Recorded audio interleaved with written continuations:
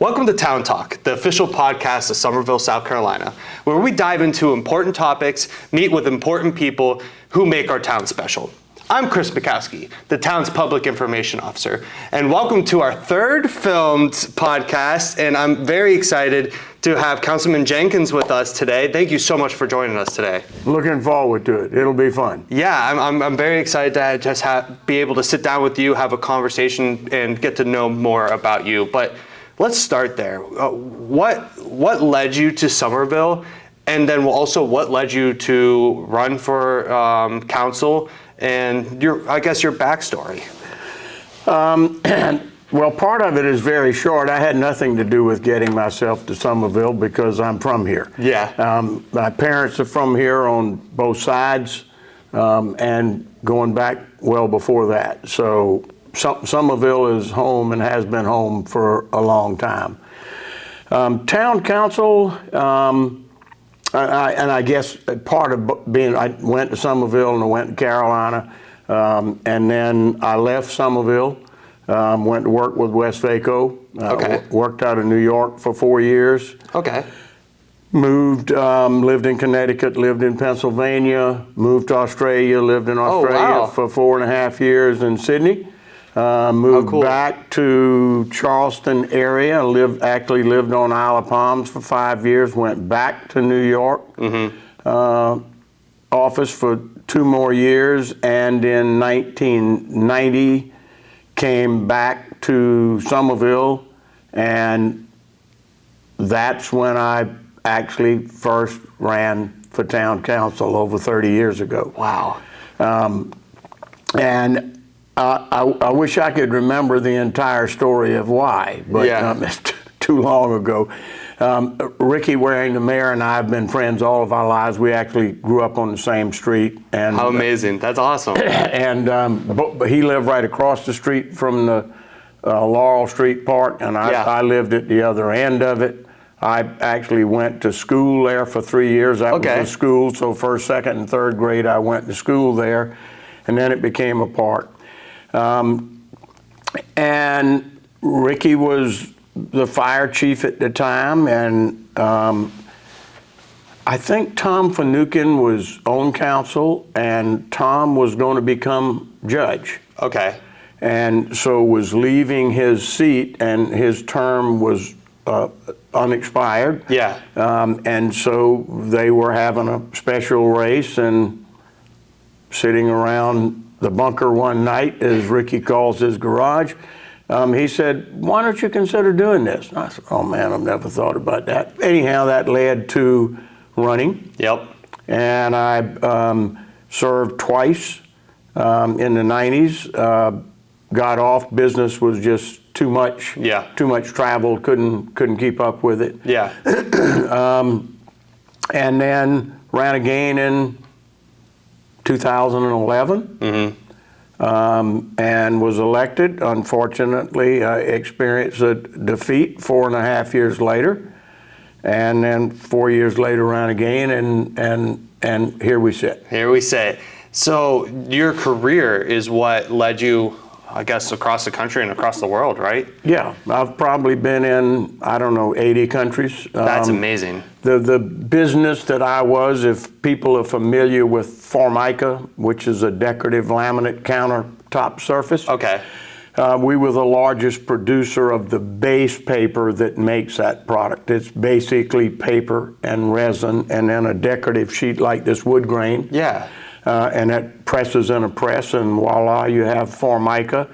And so we had customers all over the world, and I had salespeople in Japan, in Korea, in Singapore, in Thailand, in Brazil, United States, and in Brussels. That's amazing. My question for you is, you've gone all over the world, met, I'm sure, many people in those travels in your career. What has that done for you in your life, just to experience so many different countries and so many different cultures?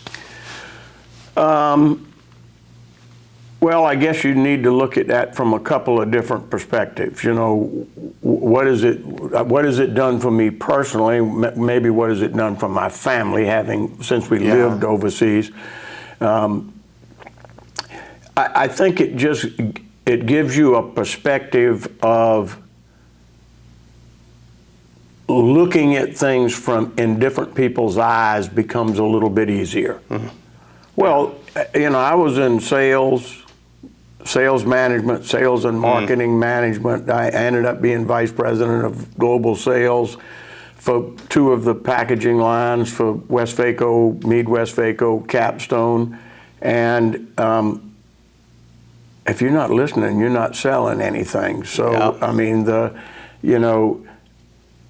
natural instinct, I think, for most people who are A-type personalities is to want to talk. Mm-hmm. So it's also a training one has to do for yourself. And we went through training programs and management programs and stuff that dealt with just that, because you need to listen to the other people that you're working with. You need to listen to the people that are working for you. Yeah. You need to listen to the people that are supporting you. All of those got to be part of a team, and if they view you as not a team player, you're not going to be successful. But especially, you got to listen to your customers, which is, in our case, is our constituents and our citizens. Yeah, so let's turn it around a little bit here to the town of Somerville. That experience of traveling the world, living in different places, talking with different people, how does that prepare you to be a councilman for the town of Somerville? Well, I think it goes back to what we were just talking about, and I think it's listening. Yeah. I think the other thing that was helpful, or that I found fascinating, is once I got involved in town government and saw Somerville, having grown up here, but seeing how we did things. So when I would travel, especially if I was traveling with my wife, and I drove in most countries that I went to, with the exception of Japan and Korea. Yeah. And you'd go into a city like York, England. I remember that one specifically.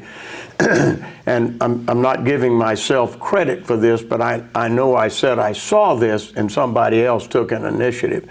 But Helen and I were riding through York, coming from Scotland, going to England somewhere. And we went through their town square, and they had hanging flower baskets all over their town square and their downtown Somerville area, if you will. Yeah. And so I looked at that and I said, ain't that neat? That's pretty. Yeah. And so I mentioned it to somebody, might have been Diane Frankenberger. And but somebody else did that, and we've done some of that. So looking at how things are done in different countries, different towns, gives you ideas. Not necessarily we need to do it, but we need to use that as part of our process of thinking through how we do things. That's so cool, the perspective, right, of viewing a different community in maybe a different country, a different part of the world, and looking at it and being like, could that improve Somerville? Could that improve my hometown? And that is really cool. That thought process is really cool, because there's other towns and cities and cultures that do things in their little area, and it could be across the world, but that might be the one thing that's like, that could really improve our town, right? And so it's really cool that you had that perspective and that thought process when you were traveling, and I think that's awesome to hear that as a councilman, that's something that you brought to the table in your role as a councilman.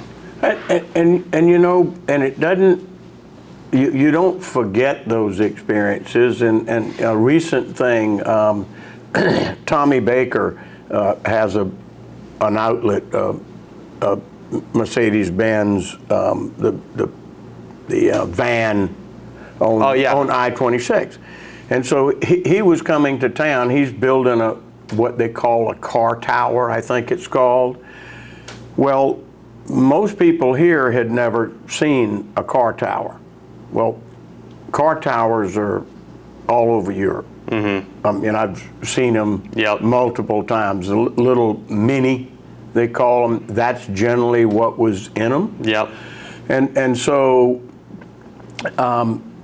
when I happened to see that and we were having the discussions about it, it just happened to be something I was familiar with. Yeah. That there are some in the United States now, obviously, and I think there may be one north in the northern part of the state. But a perspective of I've seen that it does fit in, particularly where it's going. So, I still try to draw on that type of memory, which probably gets poorer and poorer, but because I've been away from it for 5 years now. But anyhow, you keep drawing on it. Yeah, and I think like you said, it'll stick with you. It'll stick with you for ever. Those type of experiences that you put yourself in. So, to kind of switch gears a little bit, as a council member, could you just let us know a little bit more? I guess a broad overview of your responsibilities as a councilman. Well, I obviously it is support staff. I think that first and foremost, our staff, the people that really provide the service to our citizens, to try to make sure that they're encouraged, to try to make sure that they've got the equipment that they need, be that a fire truck or be that a computer, to be able to serve the citizens, because we serve, but we don't provide a service. Being a council member, we support those who do provide and the services to the people. I think from there, I view it as at least bifold, maybe trifold way of looking at it. One is to your constituents, and yes, I'm in District 2, but and so those per se are my constituents.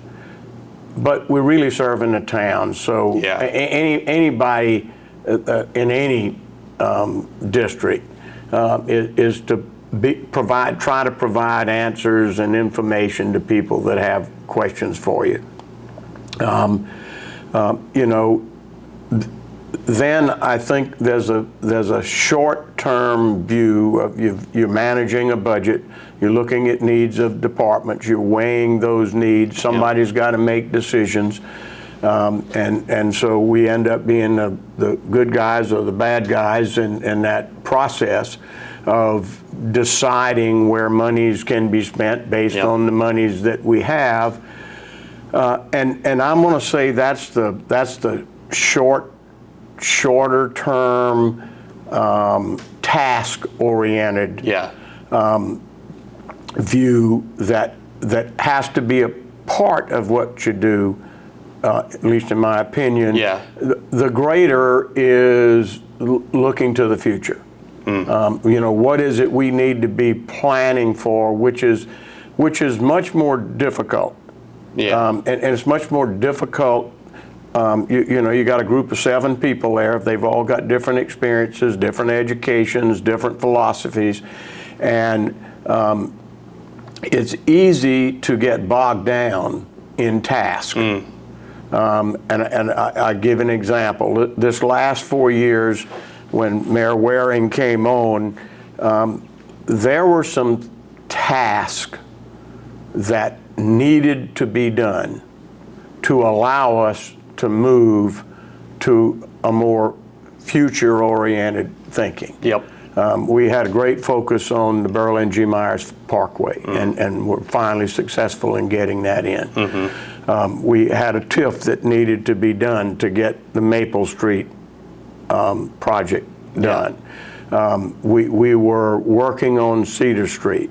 We wanted to develop a far better relationship with County Council. Yeah. We wanted to develop a far better working relationship with our local delegation. We wanted to develop better working relationships on chats with our neighbors in Charleston County and Berkeley County, because we're not going to be successful without them. Yep. And so I think that what we did in this past 3.5 years is get about those tasks in a really hard way, transformational in its own right. Yeah. But we need to transition from that. We're going to have a new mayor, and we need to transition to futuristic thinking, which means we may be dealing with a whole lot of things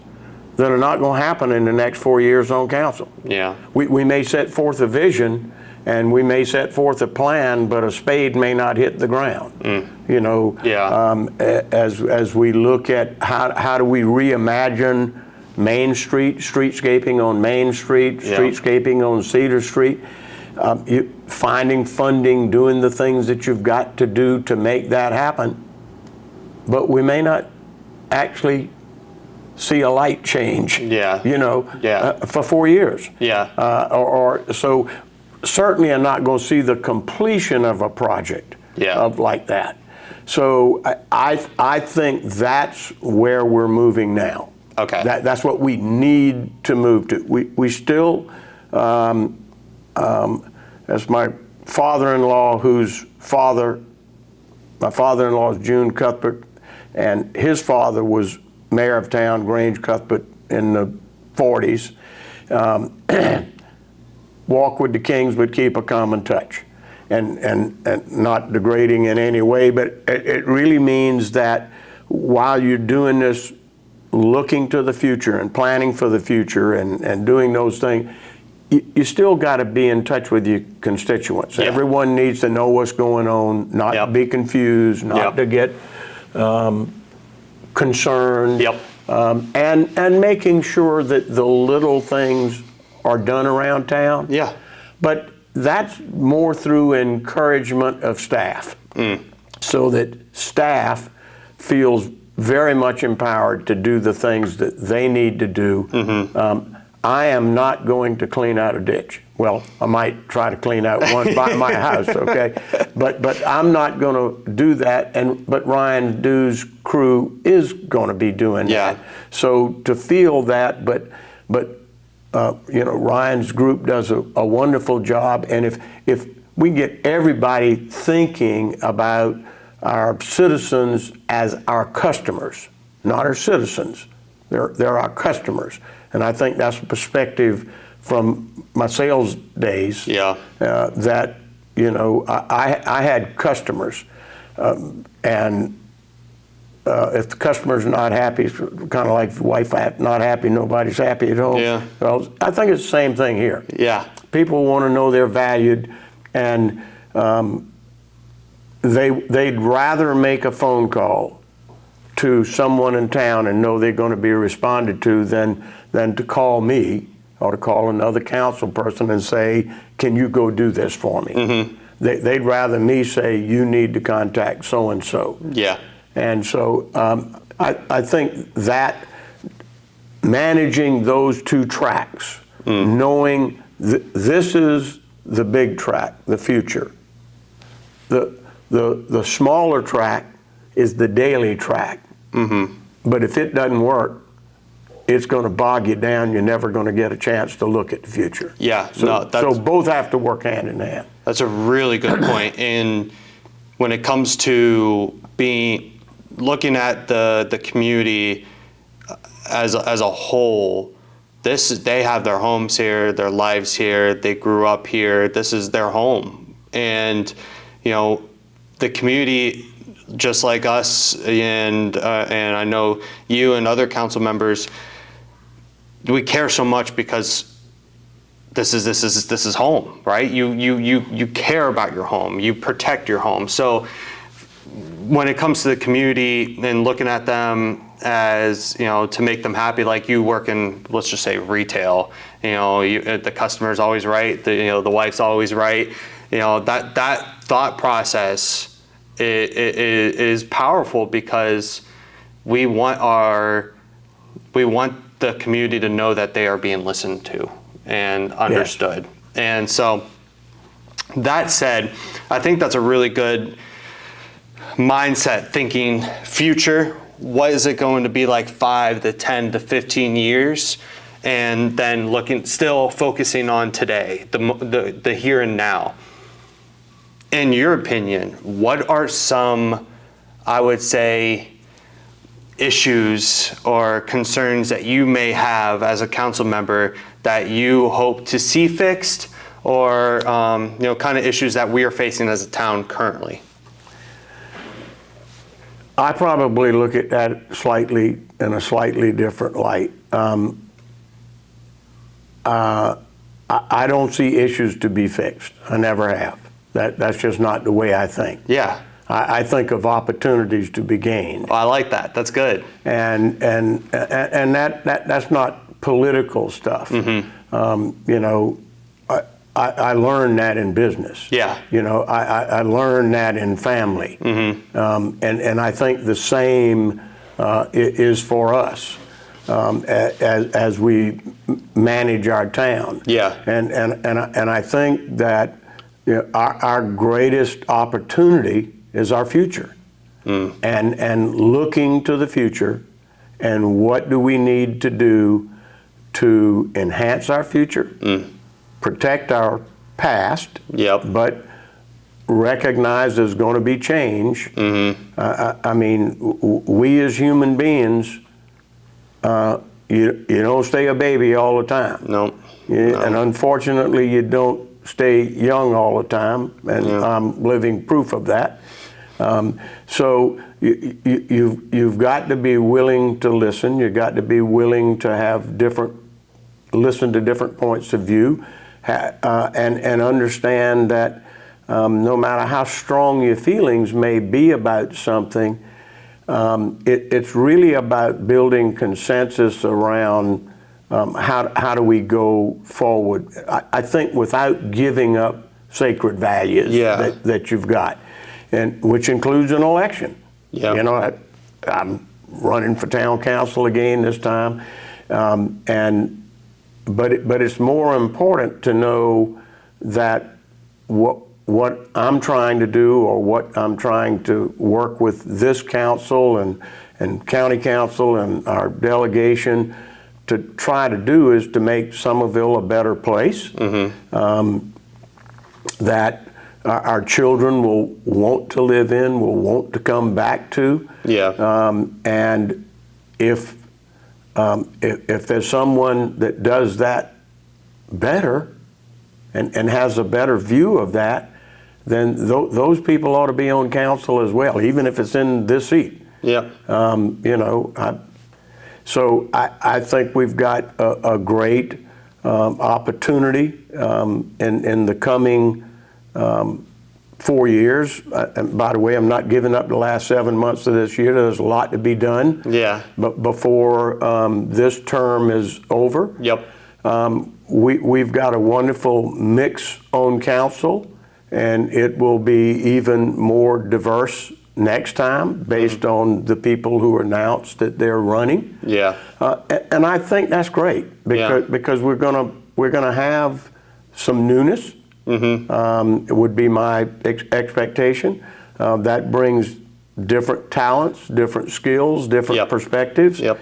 I think we've got a great mix of people on council now that come from different backgrounds, different parts of the country, different points of view. I think that generally try to work together, try to do things that are best for the town. I think we've got some that are more day-to-day thinkers, which you can't ever lose sight of, which is important. You've got some that are looking more futuristically as to how do we plan for this, and melding those things together is how we're going to be successful for all of our constituencies. Yeah, no, I like that. That's really important. And we talked about you ran for council the first time. Correct me if I'm wrong. 1990, correct? 1991. 1991. So you ran on council, been on Might council. have been 92. Might have been 92. I think it was 92 because I was 7 years, and I think I was in a different district then. My term ended in 99, so I think it was roughly 92, give or take, right? It was a while ago. Yeah. Over your years on council, what are some of your biggest achievements or memories that you have when on being on council? And you can kind of give yourself a little pat on the back here for some things that you might have done for the town of Somerville. Chris, I don't think that's a question that you can answer in the way it's asked. Because in actuality, no one council person gets anything done. I mean, I'm not saying you never bring an idea. Yeah. But I believe that, if I were to look to maybe one thing that bookends the beginning and where we are now. The first phase of the Berlin G. Myers was, I think, opened in 1995, and I was on council. Yeah. Okay. The last phase has been approved in this term on council, and God willing, will be finalized in my next term on council. So I look at that as one of, not something I did, but something that happened while we were on council, in us working with county, working with our delegation, working with the state to get something for the betterment of the town done, and it's taken 33 years. Yeah. That's a lot of stick-to-itiveness for a lot of people through a lot of different councils. Yeah, and I think that's a really good answer because you saw it from the beginning and you'll see it at the end, and... Well, I don't want to say it's at the end yet because, I serve on chats with the mayor, which is the Charleston area transportation system. And, one of the things that we talked about at the last chats meeting that I did raise was where Berlin G. Myers is going to end on 17A South is going to be neat, it's going to be orderly, it's going to work well. But when that same traffic now comes from 17A South to 17A North, there's going to be a greater bottleneck when it comes out on Main Street, 17 North. And so what are we going to do as Dorchester County, as the state, Berkeley County, that's in Berkeley County, with chats to improve how traffic flow works at the north end of the Berlin G. Myers Parkway. And that's something that's being, it's in a starting process of being looked at as to how do we do that. Yeah. And I think that's critical to a traffic pattern to improving. But if I go back to what I said earlier, that's looking to the future. That is not going to happen in the next 4 years on council. Yeah. It's not going to be done. Yeah, for sure. For sure. But a plan of how to do it and what to do may be able to be accomplished. And so I think that our willingness, the willingness of our delegation, the willingness of county council and Berkeley County and chats to look to the future, knowing it's not going to happen on my watch. Yeah. In the next 4 years on my watch. It can't. But it can be accomplished to the fact that we know it's going to happen. The plan, looking into the future. Yeah. We know it's going to happen. Mm-hmm. It's just not going to have happened. That's a good point. That's a good point. And we talked about, you brought this up a few times, but I kind of want to dig in a little bit deeper, and is working with the fellow council members. What is it like to work with the fellow council members, and kind of give some perspective to our listeners, but also what is it like to work with Mr. Mayor, knowing that you guys grew up together and have that history? Well, let's deal with the mayor first. Okay. Okay, that's a little bit easier. Less complicated. Mm-hmm. I'm a little bit older than the mayor, so I was kind of his overseer, because in the early 50s, you know, you could go out on the street. The school was there, and then the playground was there, and you know we're turning the Laurel Street tennis courts into pickleball courts now. Well, the number of things that have happened on that I've done personally on that field. We've played basketball there, we've played tennis there, we've played half rubber there, we've skated there, we've played baseball there, we've played football there. All of those have been, when the first swings were put there, the one remaining swing that I begged stay when we built the new park was because I was the first person to swing on that swing set. It went up one day, and my house was next door, and I saw it. Yep. I woke up at 5 o'clock the next morning when I was about 6 years old and ran over there and got on the swing. And so the mayor and I go back so far that we've just always been friends, and we've been blessed with the ability to be willing to listen to each other all the time. Mm-hmm. We've been blessed with the fact that we generally think generally alike. Mm-hmm. Nuances different, and sometimes very different. Mm-hmm. But we've always been able to figure out a way to work through that. Yeah. And so I think if you deal with one-on-one relationship like the mayor and myself, that's a different dynamic, very different dynamic, than it is to work in a body of 7. Yep. Now, one-on-one, you can try to have that same type of relationship. It's not going to be the same because you're not going to have 75 years of friendship. Yeah. You got, Walter Bailey was councilman before Russ Touchberry. I happen to have the same relationship with him. We grew up together. Yeah. We're 11 days apart in age. I mean, we've really known each other all of our lives. But I think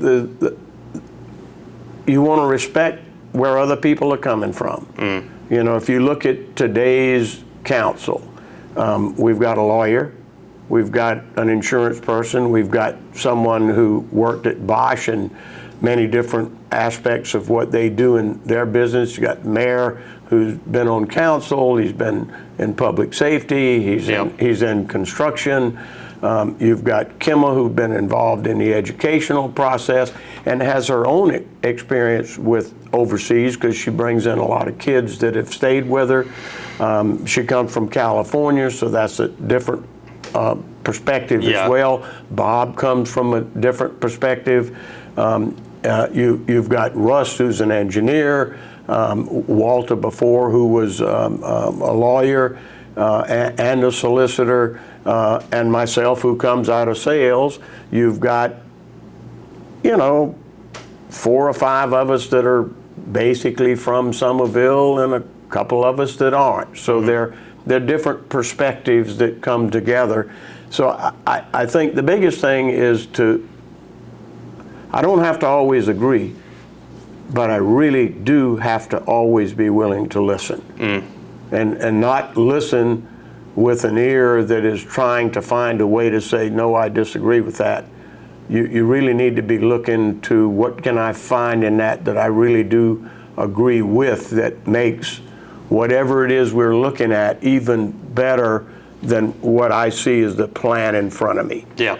You can always add something that makes something better. Yeah. No, I think, and you probably know more than me through your career and experience in sales. But one thing I remember learning in college when I was going to school for communications was when you're talking with someone and that conversation you really just can't relate to. Say you're having a conversation you just cannot relate to, but there's one word or one sentence that you're just like, you can relate to. There's something in that whole 15-minute conversation. There is a 30-second little piece there that you're like, I can relate to that. You go and find that piece and then build a conversation off of that piece of content or conversation that you can relate with. And so I guess what I'm trying to say is, though you might not agree, and though you might not quote unquote understand either what someone else's point of view is, if you are a willing listener, then you can find something to relate to, and then you can build a relationship or a constructive conversation off of that. You know. Well, but now see, you added a new dimension to the whole thing with what you just said with that last statement. If you are a willing listener, therein lies the key to any conversation. And in sales, and the urge in sales is to hear something you're saying and start formulating. This is for anybody, but generally in sales, women are generally better at it than men. The instinctive nature is to begin formulating my reply to the first words that came out of your mouth that stated some kind of statement, instead of listening wholly to what you had to say. Because while I'm trying to figure out, if that's what I'm doing, while I'm trying to figure out what it is I want to say in response to what I just heard, I'm probably going to miss the one thing that really connects me to you and or whoever the individual is. That would be a much more meaningful part of the conversation. So training oneself to be a better listener is a never-ending life job. Yeah. Particularly for A personalities. Yeah, and I think that's a really good message that I hope some of our listeners take away as well, just as from a personal level. You know, I think that aspect and skill set is something that will help anyone in basically any situation. You know. Well, and I look at the present day things that are going on. We've had meetings and conversations and about what to do with the property at the Woodlands. We've had conversations around 500 North Main and the hospital. We've had Hugh G. Park conversations. We've had conversations on the Laurel Street property.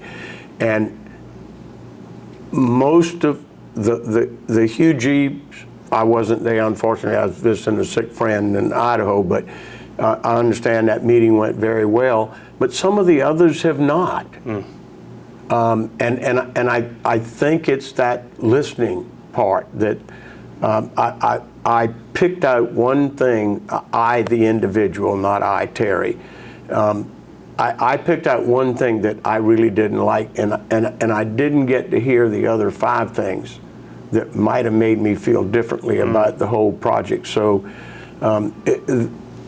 this is something that I have to work on, every time I have a conversation. Yeah. This is not an every day, every month I need to think about it. It's every time I have a conversation. Yep.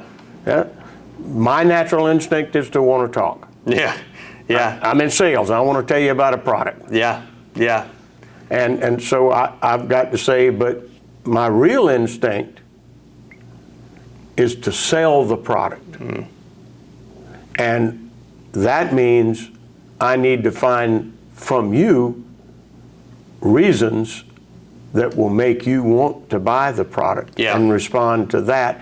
And that's no different from the community. Yeah.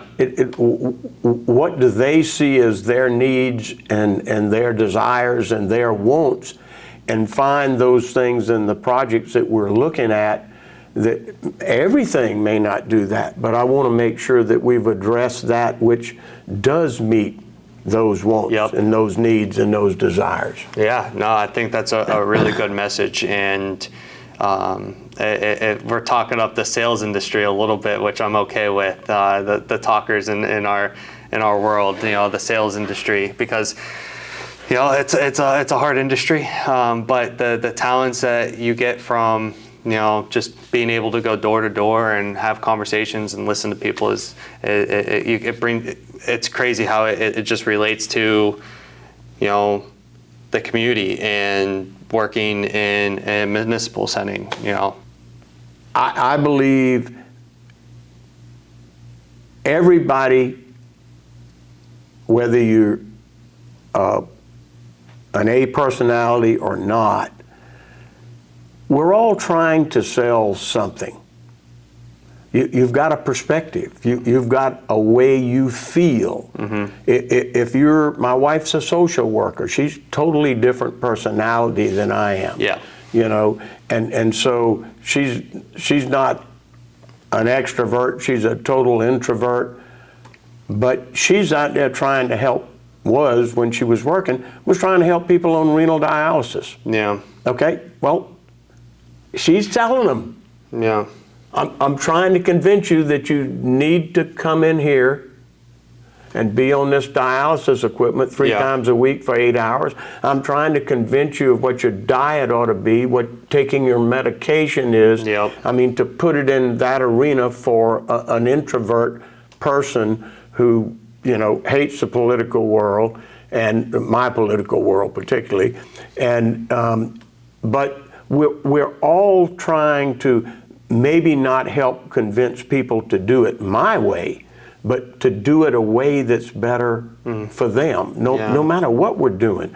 I mean, if you're working in a dress shop, so a customer comes in, you're trying to make them happy. And we're trying to do the same thing. Yeah. We just have a bigger customer. Of course. We've got 55,000 customers. Give or take. Give or take. Councilman, I'd like to finish the podcast up with a fun question, and it's the same question I give everyone, so I'm gonna do it for you. Your top 3 restaurants here in Somerville to eat at, what are they? Now, see, that's not fair. And I say the reason it's not fair is because we appreciate all the people and all the businesses that are in town, and we've all got different taste. And so I think that there are. I am an Asian food fan, so I particularly Thai food. Nice. So I eat at Thai Elephant too. Okay. With pretty good frequency. Okay. It's inexpensive, it's good, and the people are nice.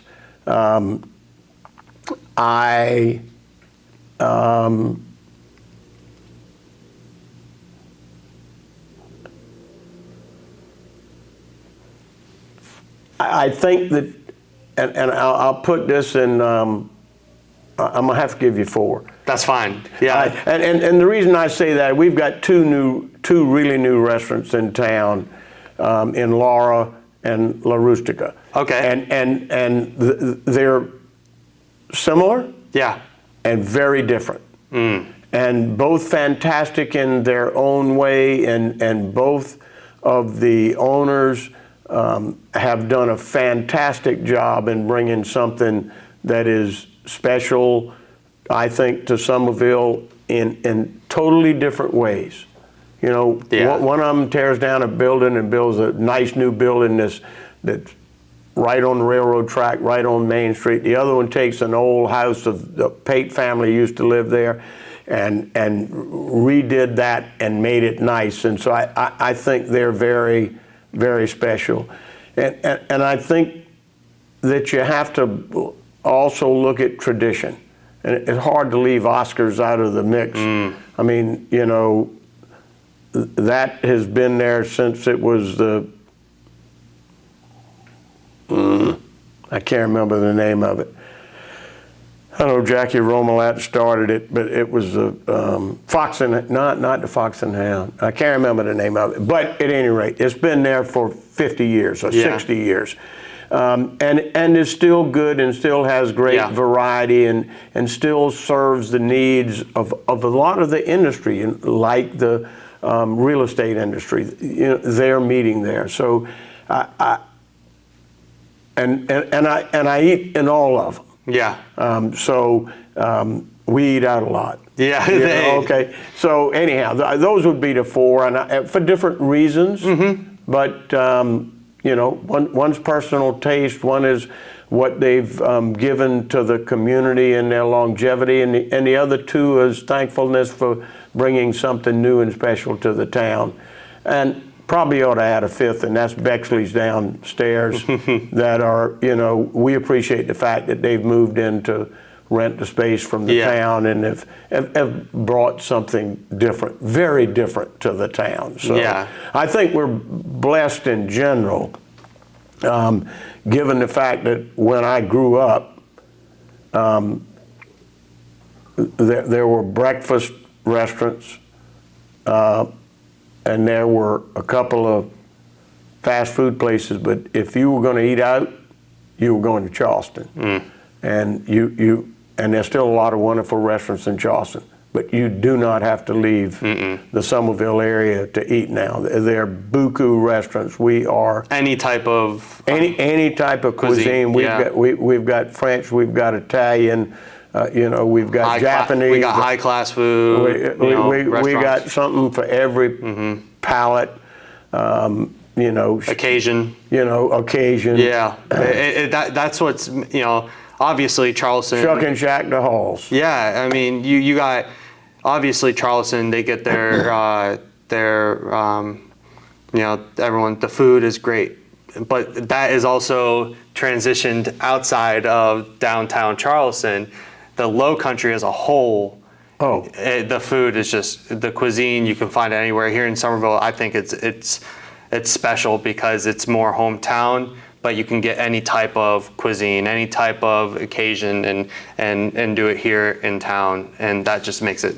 And the food here is incredible. Any restaurant. Yeah, I mean, I think it is really special. And that's a transformation in its own right from, you know, that I've seen in my lifetime. Yeah. But I've also seen that transform West Ashley. That used to be nothing but pubs on West Ashley. Now there are as many restaurants in West Ashley as there are downtown Charleston. North Charleston's got some very nice restaurants now. Yeah. Mount Pleasant's got tons of nice restaurants now.